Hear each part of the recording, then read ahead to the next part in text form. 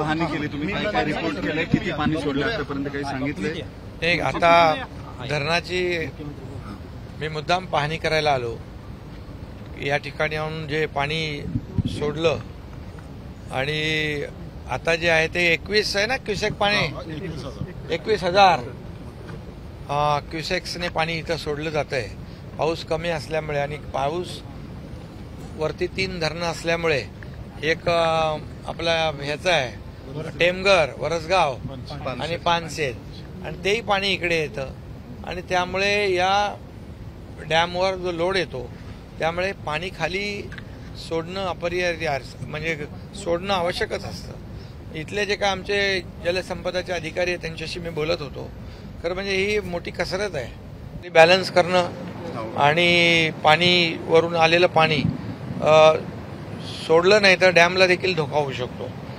आणि म्हणून या ठिकाणी आता मी त्यांना सांगितलं खाली कोऑर्डिनेशनने आपण काम करा.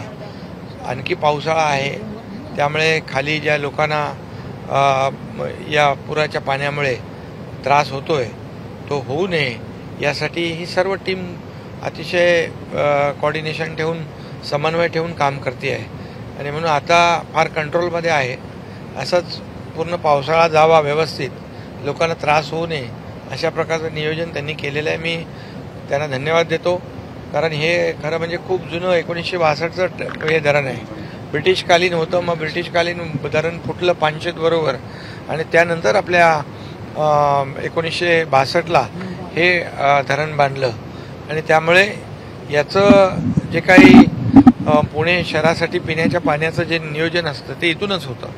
त्यामुळे या सगळंच जे काय हा त्या दृष्टीने हा महत्त्वाचा डॅम आहे आणि म्हणून याचं नियोजन, पाणी सोडण्याचं नियोजन आणि कोऑर्डिनेशनचं जे काही टीम म्हणून काम करणं, हे सगळं एक सर्व अधिकारी नीट करतायत.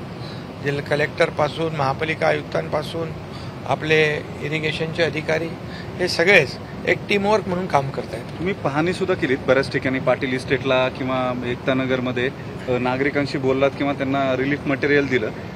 काय एकूण तुमच्या लक्षात आलंय? नदी पात्रामध्ये सुद्धा तुम्ही काही सूचना महापालिका नदी पात्रातल्या देखील मी ते तुम्हाला डिटेल तिकडे सर्किट हाऊसला सांगतो.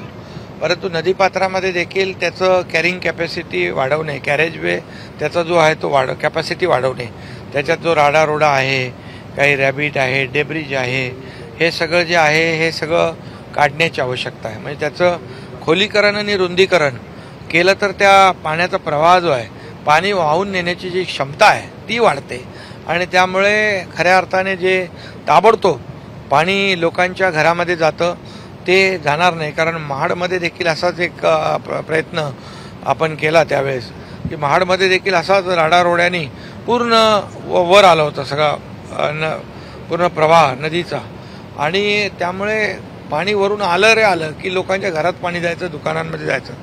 पण हे सगळं डीप केलं, रुंद केलं, त्यामुळे आता त्याची कॅरिंग कॅपॅसिटी वाढली आणि म्हणून आता तिथल्या लोकांना त्रास होत नाही.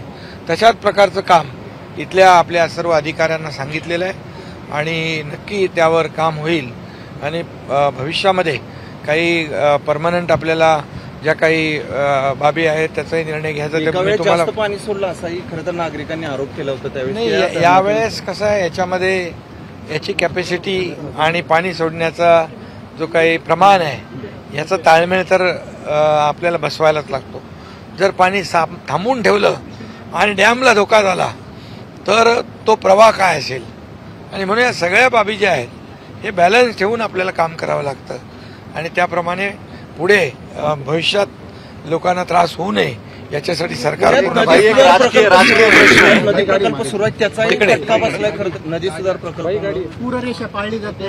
पूररेषा तेच आता त्याच्यामध्ये देखील मी सूचना दिलेल्या आहेत. पूररेषेमध्ये बाबत आणि नदी पात्राबाबत कुठली तडजोड करू नये, कारण शेवटी हा लोकांच्या जीविताशी निगडीत प्रश्न आहे.